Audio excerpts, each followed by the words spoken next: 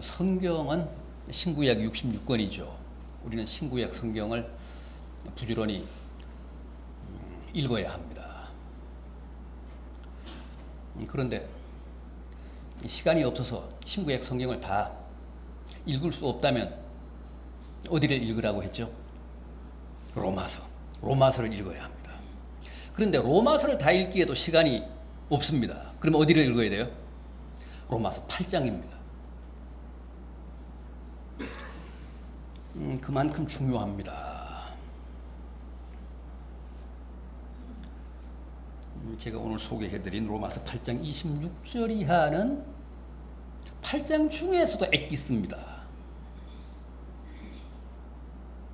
언제나 우리에게 힘이 되고 무한한 소망이 됩니다. 위로가 됩니다.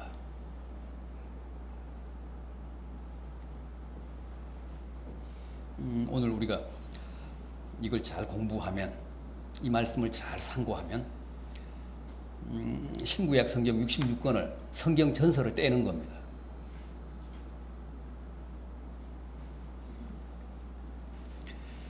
음, 28절 보십시오.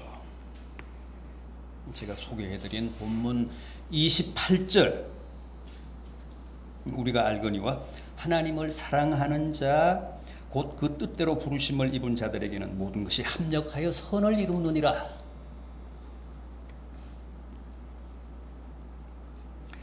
여기서 하나님을 사랑하는 자는 뭐라고요? 인간의 자유의지. 우리는 하나님을 사랑할 수도 있고 사랑하지 않을 수도 있잖아요. 그런 자유가 우리에게 주어져 있잖아요. 하나님이 주신 그런 자유의지가 있습니다. 우리는 하나님을 사랑할 수도 있고 하나님을 미워할 수도 있습니다. 그건 우리의 자유입니다. 하나님을 사랑하는 자라는 말은 인간의 자유의지를 가리킵니다. 그러면 그 뜻대로 부르심을 입은 자는요, 하나님을 사랑하는 자 곧 그 뜻대로 부르심을 입은 자라고 했잖아요. 그 뜻대로 부르심을 입은 자는 뭐예요? 하나님의 절대 주권. 하나님은 당신의 주권 행위로 우리를 택할 수도 있고 우리를 버릴 수도 있습니다. 그건 하나님 마음입니다.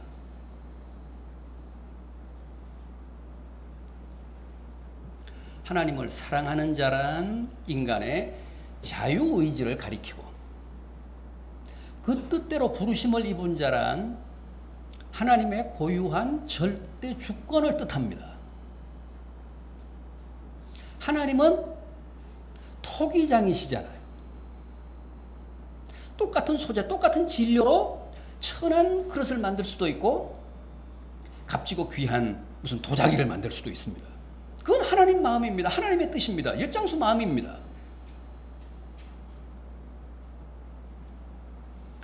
나는 왜 이렇게 천하게 만들었느냐? 저 사람은 왜 저렇게 귀하게 만들었느냐? 뭐 입이 있으니까 우리가 그렇게 항의는 할 수 있습니다. 그러나 거기까지입니다. 더 이상의 진도는 못 나갑니다. 왜요? 그건 엿장수 마음이니까. 토기장이 마음이니까. 토기장이가 자기 필요에 의해서 천한 그릇 만들 수도 있고 귀한 그릇 만들 수도 있으니까. 그거는 하나님의 절대 주권입니다. 왜 나는 택하고 저 사람은 버렸습니까? 왜 나는 버리고 저 사람은 택했습니까? 거기까지입니다. 그건 하나님의 절대 주권에 속한 영역입니다. 그건 하나님 마음입니다. 하나님의 필요에 의해서 귀한 그릇 만들 수도 있고 천한 그릇 만들 수도 있습니다. 어쨌든 우리가 지금 하나님을 사랑하고 있다는 사실은 뭘 뜻한다고요? 하나님이 우리를 당신의 뜻대로 택하셨다는 사실을 의미한다는 거예요. 곧이라고 하는 부사가 그런 뜻이잖아요. 하나님을 사랑하는 자 곧 그 뜻대로 부르심을 입었다. 이퀄이잖아요. 이것과 이것이 같다는 뜻 아닙니까? 그러니까 우리는 흔히 생각할 때 인간의 자유의지와 하나님의 절대 주권이 별개다, 반대말이다, 그렇게 생각을 하고 그렇게 이해하기 쉬운데 실은 그렇지가 않습니다. 인간의 자유의지라는 것과 하나님의 절대 주권이라는 것은 맞물려 있습니다. 연계되어 있습니다. 연동되어 있습니다. 보십시오. 곧 그 뜻대로 부르심을 입은 자 그랬잖아요. 하나님을 사랑하는 자 곧 그 뜻대로 부르심을 입은 자. 그러니까 하나님을 사랑하는 자가 누구냐 하면 곧 그 뜻대로 부르심을 입은 자고, 하나님의 뜻대로 부르심을 입은 자가 누구냐 하면 하나님을 사랑하는 자입니다. 이 인간의 자유의지와 하나님의 절대 주권은 유리되어 있는 게 아니라 격리되어 있는 게 아니라 맞물려 있습니다. 연계되어 있습니다. 물론 개인에 따라서 혹은 교단에 따라서 교리에 따라서 어느 쪽에 무게중심을 더 두느냐 하는 차이는 있습니다. 예를 들면 인간의 자유의지에 더 무게중심을 두는 교단은 어떤 교단들입니까? 대표적인 교단 감리교, 침례교, 오순절 계통의 교회들. 우리가 알미니안주의라고 분류를 합니다. 알미니안주의. 그 사람들은 인간의 자유의지에 더 많은 무게중심을 둡니다. 그래서 행위를 많이 강조합니다. 그 다음에 하나님의 절대 주권에 무게중심을 더 두는 교단, 칼빈주의, 장로교, 개혁교회, 칼빈주의들. 그런 칼빈주의 교단들은, 장로교나 개혁교회들은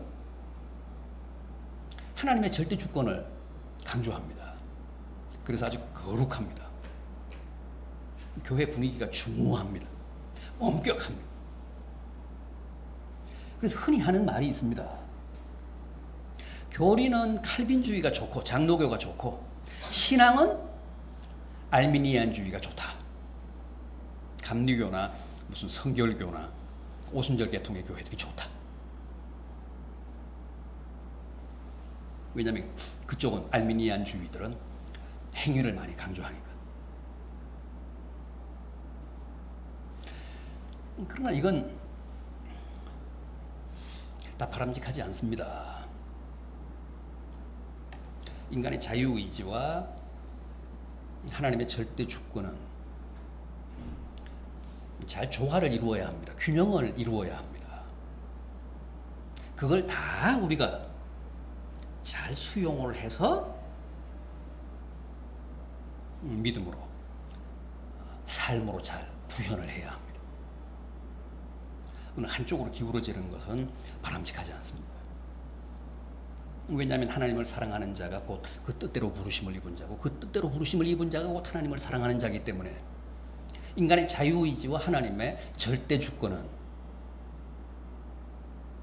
조화롭게 우리에게 수용이 되고, 또 우리가 삶을 통해, 생활을 통해 아름답게 구현해 가야 합니다. 그 사람의 영혼이 건강하고 그 사람의 신앙이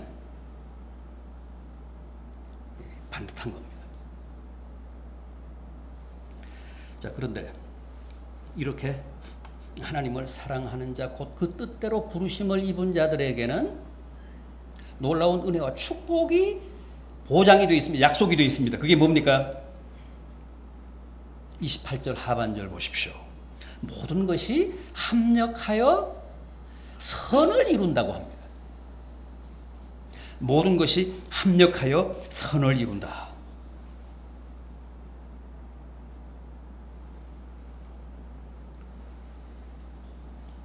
이건 무슨 뜻입니까? 모든 것이 합력하여 선을 이룬다. 이 선을 이룬다는 말은 아름다운 결말을 보게 한다. 가장 아름다운 결론에 도달하게 한다. 아름다운 열매를 맺게 한다.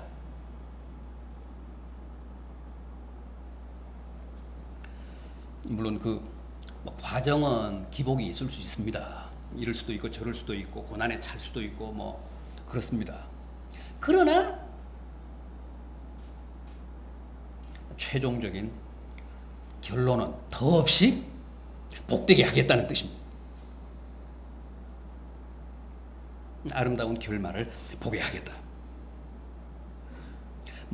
모든 것이 합력해서 선을 이룬다. 그런 뜻입니다. 우리 살아가면서 온갖 경험 다 하잖아요. 온갖 일을 다 당하잖아요. 다 겪지 않습니까?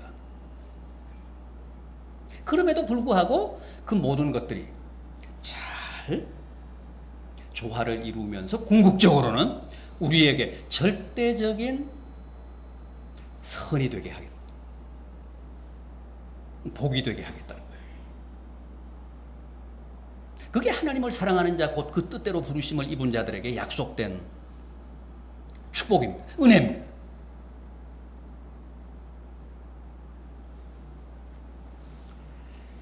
그런데 이 28절 말씀이 37절에는 이렇게 표현이 되어 있습니다. 이 모든 일에 우리를 사랑하시는 이로 말미암아 우리가 넉넉히 이긴다. 28절 모든 것이 합력하여 선을 이룬다는 말씀이 조금은 관념적이고 추상적이라면 이 37절 말씀은 굉장히 표현 자체가 현실적입니다. 우리가 넉넉히 이긴다는 거예요. 겨우 이기는 게 아니라, 가까스로 이기는 게 아니라, 무슨 빠듯하게 이기는 게 아니라, 턱걸이로 이기는 게 아니라 충분히 이긴다는 거죠. 넉넉히 이긴다는 거예요. 확실하게 이긴다는 겁니다. 모든 것이 합력하여 선을 이룬다는 말씀을 좀 더 현실적으로 좀 더 치열하게 표현하고 있습니다. 우리가 넉넉히 이긴다. 우리의 세상 생활이라는 게, 삶이라는 게 싸움이잖아요. 치열한 전쟁이잖아요. 올해도 우리는 예외 없이 정말 현실에 맞서서 치열하게 싸워야 합니다. 그런데 하나님을 사랑하는 자, 곧 그 뜻대로 부르심을 입은 자들은 반드시 하나님이 넉넉하게 이기게 해주신다는 것. 이 세상과의 싸움에서 우리가 승자가 되게 해주신다는 거예요.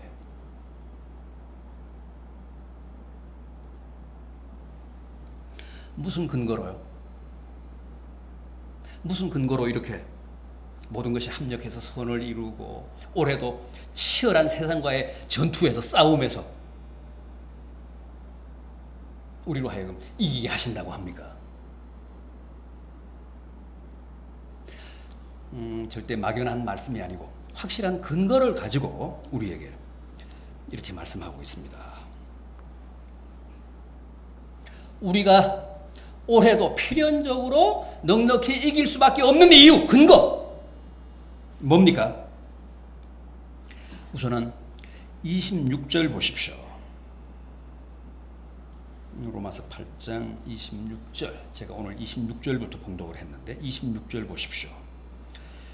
이와 같이 성령도 우리의 연약함을 도우시나니 우리는 마땅히 기도할 바를 알지 못하나 오직 성령이 말할 수 없는 탄식으로 우리를 위하여 친히 간구하시느니라. 성령이 우리를 위해 말할 수 없는 탄식으로 기도하고 계시기 때문에 우리가 필연적으로 이기되 넉넉히 이길 수밖에 없다고 하십니다.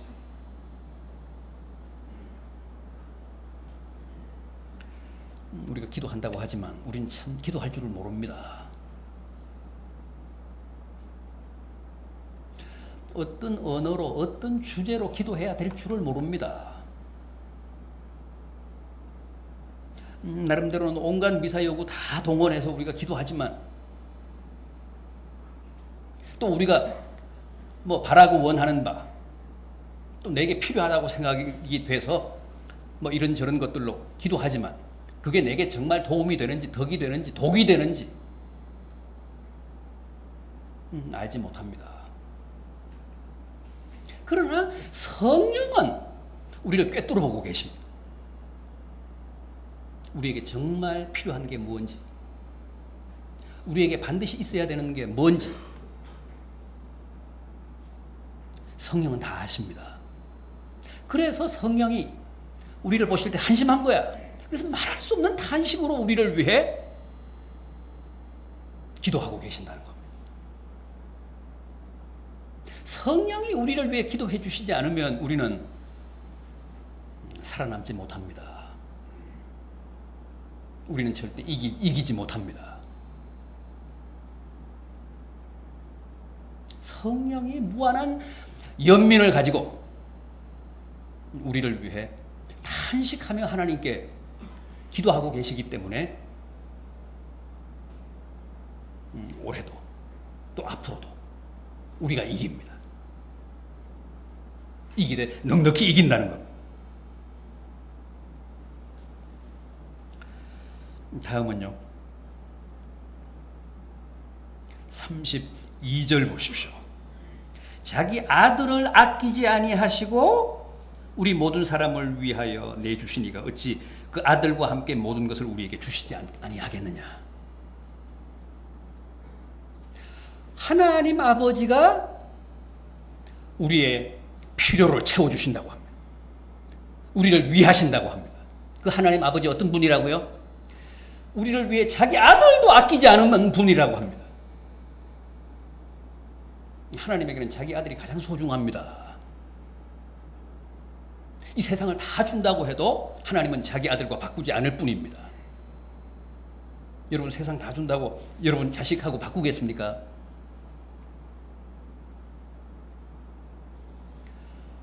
그런데도 하나님 아버지는 우리를 위해 당신의 아들까지 내주셨습니다. 그런데 뭘 더 아끼시겠는가? 아들까지 내주신 분이 뭐가 아까워서 우리의 필요를 채워주시지 않겠는가 하는 겁니다.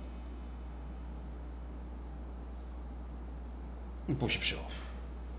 성령이 말할 수 없는 탄식으로 우리를 위해 기도하고 계시고 아들도 아끼지 아니하신 하나님이 우리의 필요를 채워주신다고 합니다. 또 있습니다. 34절 보십시오.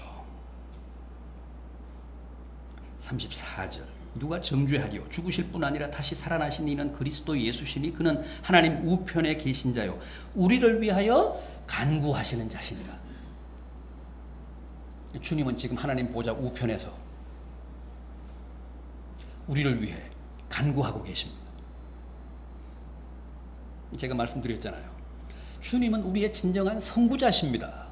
주님은 하늘에만 계신 분이 아니고 이 땅에 오셔서 우리와 똑같은 공생애를 사셨잖아요. 30년 이상 우리처럼 똑같이 사셨습니다. 우리의 애환을 가장 잘 아십니다. 그런 분이 지금 하나님 보좌 우편에서 우리를 위해 끊임없이 간구하고 계신다고 합니다. 이쯤 되면 우리가 이기되 필연적으로 넉넉히 이길 수밖에 없지 않습니까? 성령이 우리를 위해 탄식하며 기도하고 계시고 하나님 아버지가 우리의 모든 필요를 공급하시고 주님이 하나님 보좌 우편에서 지금도 우리를 위해 간구하고 계시지 않습니까? 그래서 세상과의 싸움에서 우리가 이기되 넉넉히 이긴다는 겁니다. 자, 그렇다면 좀 더 구체적으로 한번 생각해 보겠습니다. 어떤 문제에 대해 우리가 이긴다는 뜻인지, 막연하게 그냥 이긴다고 할 게 아니라 우리가 넉넉히 이긴다면 어떤 문제에 대해 우리가 구체적으로 이긴다는 뜻인지,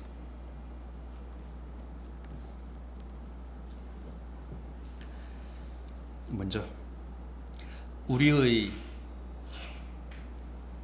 삶에 필요한 현실적인 모든 것, 32절 하반절 보십시오. 32절 하반절. 모든 것을 우리에게 주시지 아니하겠느냐. 모든 것. 이게 바로 우리가 살아가면서 필요한 현실적인 모든 필요를 뜻합니다. 모든 것. 먹을 것, 입을 것, 마실 것. 무슨 직장 문제, 건강 문제, 무슨 자녀들의 학업 문제. 여기서 말씀하는 모든 것은 그런 겁니다. 올해는 지구촌 각 나라들의 경기가 더욱 악화될 것으로 예상이 됩니다. 우리 생활도 그만큼 더 팍팍해질 것 같습니다. 그러나 너무 걱정하지 마십시오. 서둘러 현실에 투항하지 마십시오.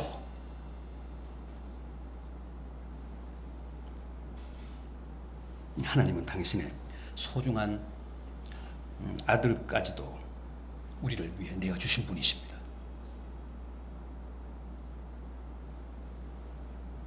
따라서 반드시 우리의 현실적인 모든 필요도 채워주십니다.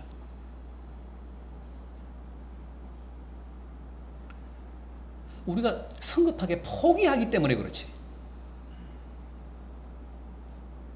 성급하게 우리가 백기를 들고 투항해서 그렇지. 조금만 더 견디면 하나님이 모든 것을 허락하십니다. 채워주십니다. 그것만 꼭 기억하십시오. 아들까지 주신 분이십니다. 먹을 것, 입을 것 주십니다.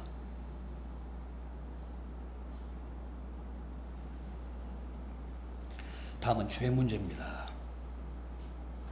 올해도 우리가 치열하게 싸워야 할 대상 중에 하나가 바로 죄잖아요.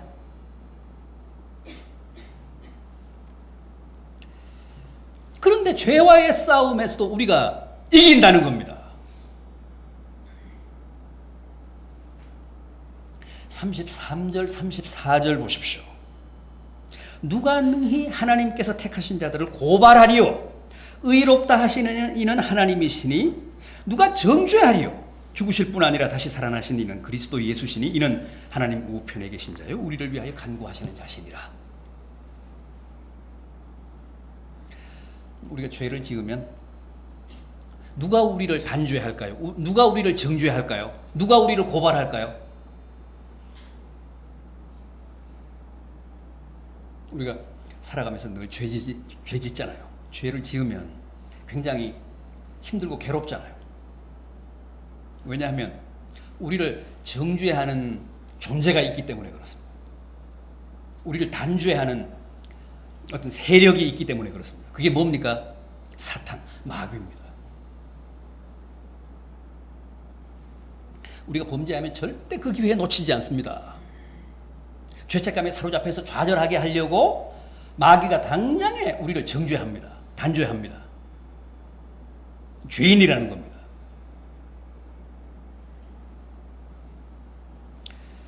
마귀의 주특기가 바로 단죄고 정죄고 또 고발이고 참소입니다. 우리가 죄를 지으면 의기소침해지고 또 너무너무 괴롭고 결국은 그러다가 재바람에 나가 자빠지는 이유 마귀 때문에 그렇습니다.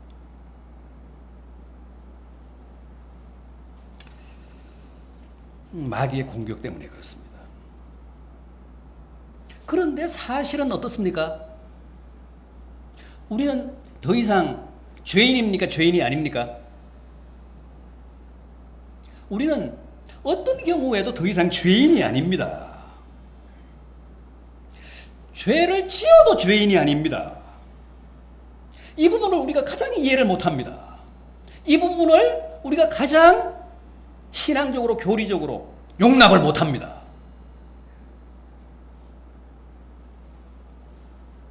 왜냐하면 분명히 내가 죄를 지었거든요. 죄를 지었으면 죄인이지 어떻게 죄인이 아닌가 이해가 안 됩니다.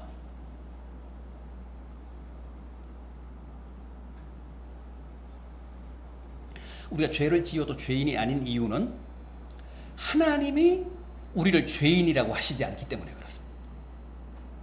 죄인이라고 하시지 않을 뿐 아니라 뭐라고 하신다고요? 의인이라고 불러주시기 때문에 그렇습니다. 이 황당한 모순을 여러분들이 명쾌하게 이해를 하시고 믿어야 합니다. 죄를 짓는데도, 죄를 밥 먹듯 하는데도 죄인이 아니라는 겁니다. 여러분, 기독교가 말하는 복음은 바로 그겁니다. 그것밖에 없습니다. 그래서 복된 소식입니다. 우리는 분명히 죄인인데, 죄를 밥 먹듯 하는데,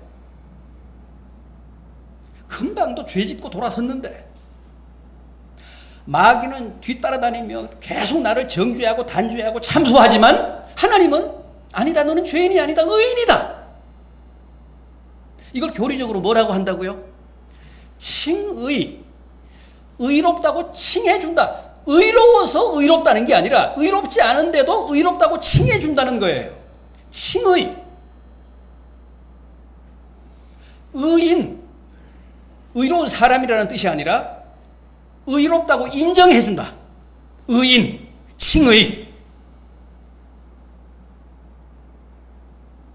복음이란, 그 복음의 핵심이란 바로 칭의에 있습니다.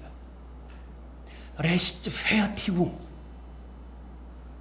저스티피케이션. 죄인이야. 의롭지가 않아. 그런데도 하나님이 의인이라고, 의롭다고 불러주신다는 거예요. 명명해 주신다는 거죠. 이런 법이 있습니까? 왜 그렇습니까? 더구나 하나님은 본질상 공의로우신 분이잖아요. 공명정대하신 분이잖아요. 절대 불의가 있을 수 없는 분이잖아요. 그런 분이 죄를 짓는데도 죄인이 아니라 의인이라고 우기십니다. 이게 무슨 일입니까? 주님의 십자가 때문에 그렇습니다. 주님이 십자가에 달려서 당신의 생명으로, 당신의 피값으로 우리의 죄값을 다 이미 지불하셨기 때문입니다. 그래서 우리에게 다시 죄값을 물을 수가 없게 되신 겁니다.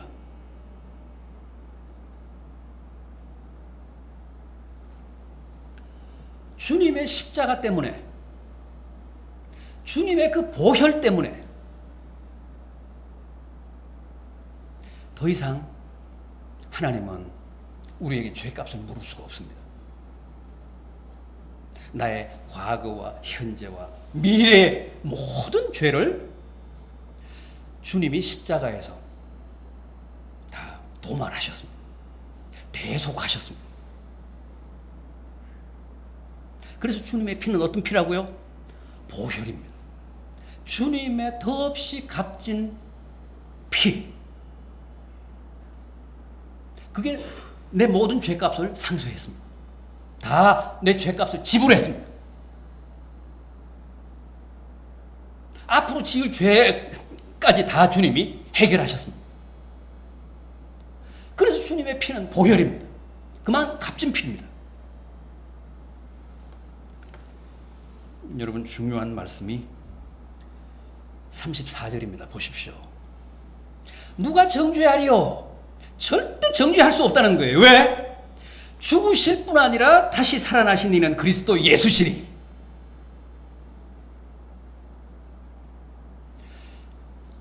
죽으셨죠. 죽으심으로써 우리를 대신해서 죽으신 겁니다. 우리의 죄값 때문에 죽으신 겁니다. 그런데 이분이 죽으신 것으로 끝난 게 아니라 어떻게 하셨다고요? 다시 살아나셨습니다. 다시 살아나셨다는 사실은 뭘 뜻합니까?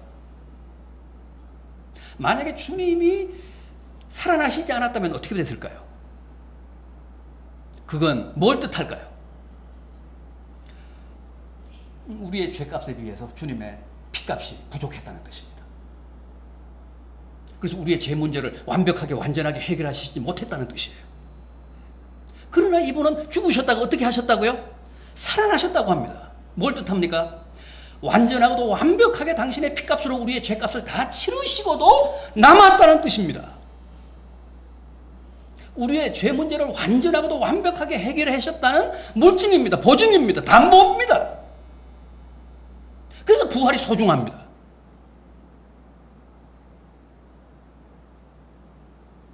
만약에 주님이 살아나시지 않았다면 우리는 오리무중입니다. 도대체 내 죄가 뭐 사해졌다는 건지, 결국 내 죄를 사하는데 실패하셨다는 건지, 주님의 피가 아무리 보혈이라고 하지만 인류의 뭐 죄값에는 못 미쳤다는 뜻인지 알 길이 없어요. 확인할 길이 없습니다. 그런데 살아나셨어요. 이게 중요합니다. 우리가 큰 돈으로 내 빚을 갚으면 거스름 돈 받잖아요. 주님의 부활은 거스름이야. 거스름 돈이라는 건 뭐예요? 내 빚을 다 갚았다는 뜻이잖아요. 갚고도 남았다는 뜻이잖아요.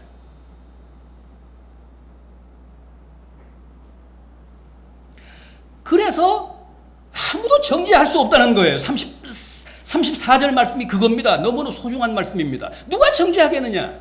아니, 주님이 죽으셨다가 살아나셨는데, 우리의 죄값을 다 지불하셨는데 새삼스럽게 누가 우리를 다시 정죄하겠느냐?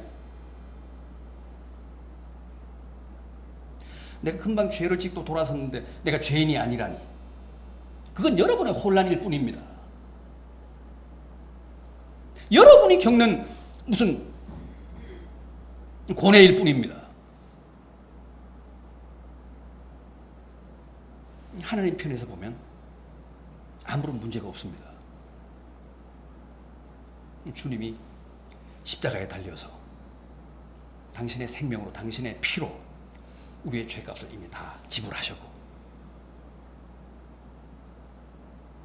다시 죽음에서 살아나심으로 그 사실을 보증하셨습니다.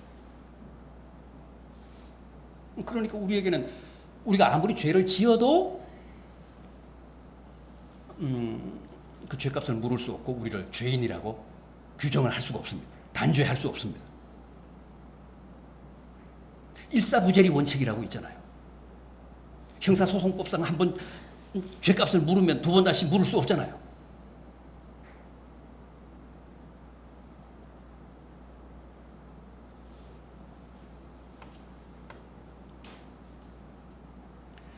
헷갈리지 마십시오. 확신을 가지십시오. 죄인이지만 더 이상 죄인이 아닙니다. 여러분들이 죄책에 사로잡히는 것은 마귀가 주는 참소입니다. 마귀가 내 안에 그런 정서를 조장하는 겁니다. 죄책 때문에 괴로워하다가 망하라고. 그러면 이제 마음 놓고 죄를 지어도 되겠네요. 그럴 수 없느니라. 그럴 수 없다고 하잖아요. 왜? 내가 죄를 지으면 내가 받은 구원이 해소되기 때문에, 취소되기 때문이 아니라, 내 신분이 바뀌기 때문이 아니라 내 신분에 죄가 걸맞지 않으니까.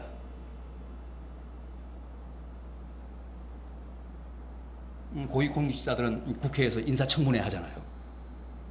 서민들 같으면 다 넘어갈 일도 개망신 당하고 결국은 또 그것 때문에 고위공직에 뭐 진출을 못하는 사람도 있잖아요. 뭐 위장 전입, 뭐 다운 계약서. 서민들에게는 그게 거의 관행이잖아요. 그러나 그 사람들에게 문제되는 이유는 뭡니까? 그게 고위공직자의 신분에 걸맞지 않기 때문에 그렇습니다. 직위가 높은 만큼 또 국민의 그 사람들에게 기대하는 도덕적인 지수도 그만큼 높잖아요. 아이들은 뭐 말끝마다 욕이잖아요. 그러나 선생님이 입에 욕을 달고 살아보십시오. 그게 어울립니까?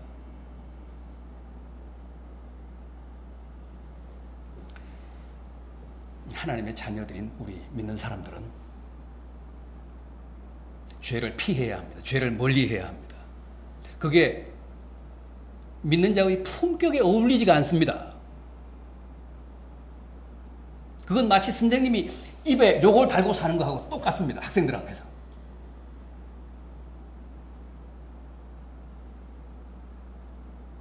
그래서 죄를 멀리하라, 죄를 피해라 그러는 거지.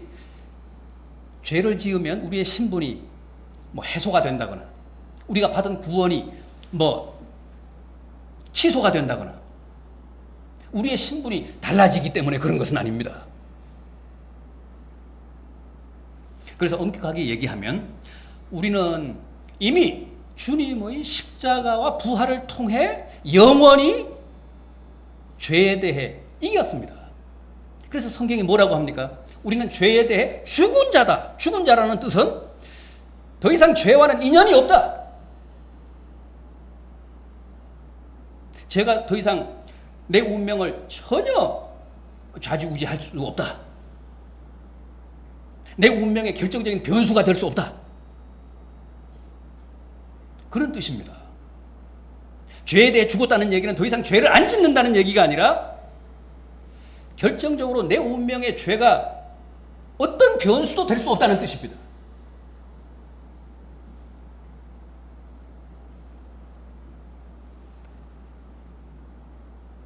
올해도 우리는 죄와 싸워서 우리가 승리합니다. 아니, 우리가 이미 주님의 십자가와 부활을 통해 죄를 이겼습니다.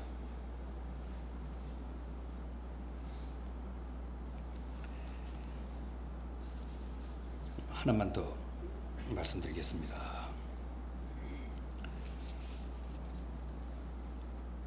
장래일에 대해서도 우리가 이긴다고 합니다. 사실 우리는 한치 앞을 모릅니다. 우리를 두렵게 하고 우리를 불안하게 하는 가장 큰 요인은 이 내일에 대한 불확실성이잖아요. 여러분들은 지금 다 떨고 계실 겁니다.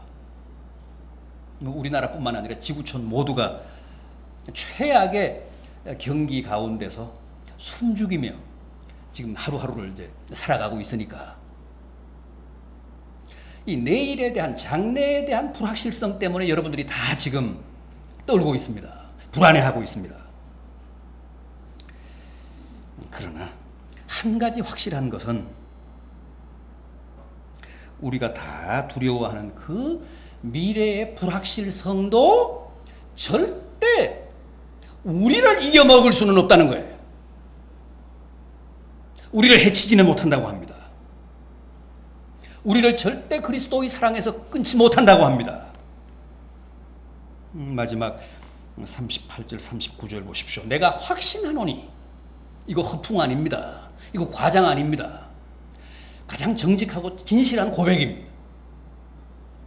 사망이나 생명이나 천사들이나 권세자들이나 현재일이나 장래일이나 능력이나 높음이나 기품이나 다른 아무 피조물이라도, 다른 어떤 피조물이라도 우리를 우리 주 그리스도 예수 안에 있는 하나님의 사랑에서 끊을 수 없으리라.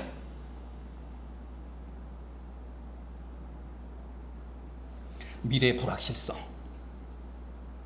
내일이 우리에게 주는 불확실성의 위협, 그것도 절대 우리를 망하게 하지 못합니다. 그리스도와의 사랑에서 우리를 끊지 못합니다. 그건 분명합니다. 그건 확실합니다.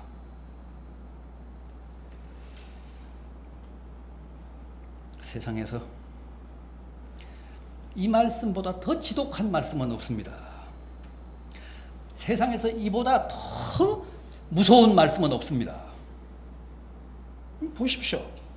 사망도, 생명도, 천사들도, 권세자들도, 권세라는 것은 이것은 공중의 권세 잡은 이제 마귀를 말합니다. 사탄을 말합니다. 사탄도, 현재일도, 장래일도, 뭐 능력도, 높음도, 기품도, 그 어떤 피조물도 우리를 하나님의 사랑에서 끊을 수 없다. 그리스도의 사랑에서 끊을 수 없다. 이런 말씀 여기가 아니고는 우리가 어디서도 볼 수 없습니다. 지독한 말씀입니다.